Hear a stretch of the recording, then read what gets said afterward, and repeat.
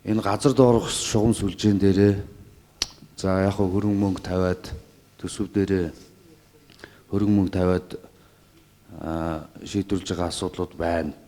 Гэхдээ тэр ажлуудаа энэ мэргэжлийн байгууллагаар хянуулах, тэр заагдсан норм стандартыг тэнд мөрдүүлэх энэ ажлууд дутуу хийгдээд байгаа шиг санагдаад байна.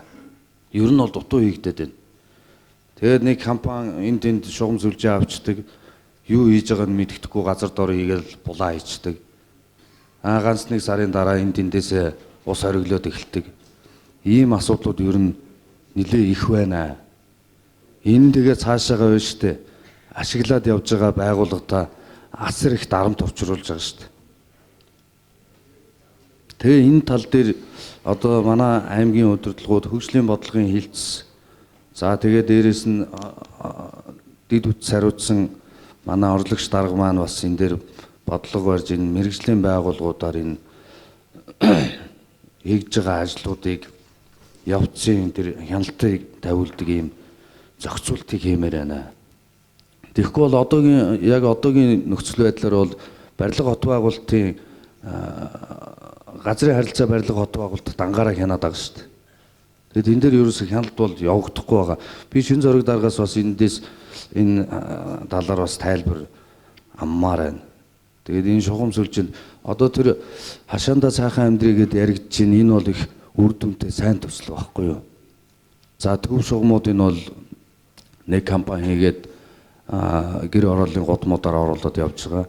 Айл өрхүүдэд холбогдоо тэс өөр компани ороод энэ ажлыг гүйцэтгэж байгаа. Тэгээд ямар ч мэргэжлийн байгууллага тэнд хянаж байгааг бид нар бол шим ус компани бол энэний ашиглагч болоо цаашаа явдаг байхгүй юу? Хариуцаад ашиглаад ингээд. Одоо тэр өмнө хийсэн тэр айл өрхөд толбсон шугам сүлжээнүүд дандаа хөлдөлтийн төвшөнд хийгдсэн байгаа. Одоо ингээд өвөл болоод хүүтрээд эхлэхээр бүх айлын шугам сүлжээнд хөлдөждөг. Хавар болохоор бүгдээрээ усны ориглоо задраа гараад ирдэг. Ингээд тэрийг ашиглагч манай байгууллага тэрийг одоо засвар үйлчлэгийг хийж байгаа байхгүй.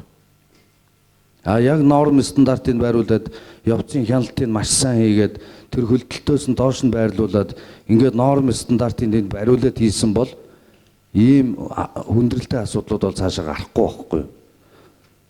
Ер нь тэгээд энэ газар доогуур энэ шугам сүлжээгээ анхнаас нь одоо шинээр хийж байгаа юмнуудаа маш сайн одоо хийхгүй бол эргээд одоо хийсэн ажил нь нэг сарын дараа үр бүтээлгүй энэ төсвийн хөрөнгө үр ашиггүй болдог ийм асуудлууд үүсээд байгаамаа.